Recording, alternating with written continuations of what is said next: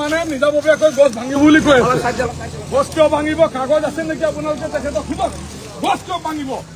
গতিকে এডিচি মহোদয় ইয়াত আছে, আপোনালোকে এবাৰ তেখেতৰ বক্তব্যটো ল'বলৈ মই অনুৰোধ কৰিম। গছ ভাঙাৰ যদি কাগজ আছে গছ ভাঙক। মানুহ গড় ভাঙিছে, অন্যায়ভাৱে ভাঙিছে, আমি সেইটো কণ্ডেম কৰিছোঁ। আৰু তেখেত আছে, তেখেতে এটা লৈ আহিছে, গতিকে তেখেতক আহিছে আৰু গছ ভাঙাৰ অধিকাৰ তেখেতক কোনে দিলে? অনুৰোধ কৰিছে। আমি ইমান দিন হাইকোৰ্ট কৰিছোঁ, সুপ্ৰিম কোৰ্ট কৰিছোঁ, আমি নিজিদাৰত কৰিছোঁ, আমি আপোনালোকক আঠিয়াই কৰিছোঁ যে এইবিলাক ফৰেষ্ট ৰিজাৰ্ভ হয় নে নহয়।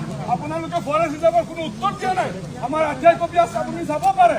আমি ইমানখিনি কৰিছোঁ, কিন্তু গছ ভাঙিব বুলি আপোনালোকে আমাক কোৱা নাছিলে। গছ কিয় ভাঙিব?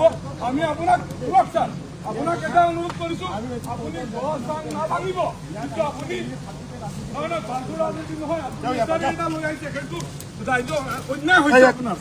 আপুনি সেইটো কওক। গছ ভাঙাৰ কাগজ আছে নে নাই আপোনাৰ? গছ ভাঙাৰ কাগজ থাকিলে ছাৰ আপুনি দেখুৱাওক। আপুনি ফৰেষ্টৰ আমাৰ ছাৰ ৰেঞ্জাৰ ছাৰ আছে, গছ ভাঙাৰ অধিকাৰ আছে নেকি? আপুনি গছ আৰু ভাঙি আছে, গছ ভাঙাৰ আমি গছৰ কাৰণে আমি হাইকোৰ্টত আমাৰ ৰেঞ্জাৰ ছাৰ আছে, তেখেতে এইটো এক্সপ্লেনেশ্যন দিব। ছাৰ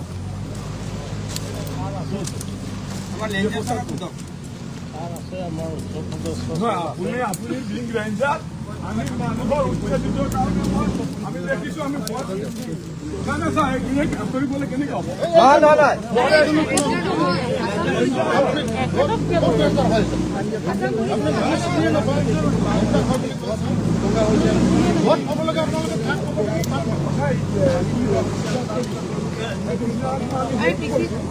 মানুহ ঘৰ ভঙাৰ অধিকাৰ যদি পাইছে, গছ ভঙাৰ অধিকাৰ ক'ত পালে?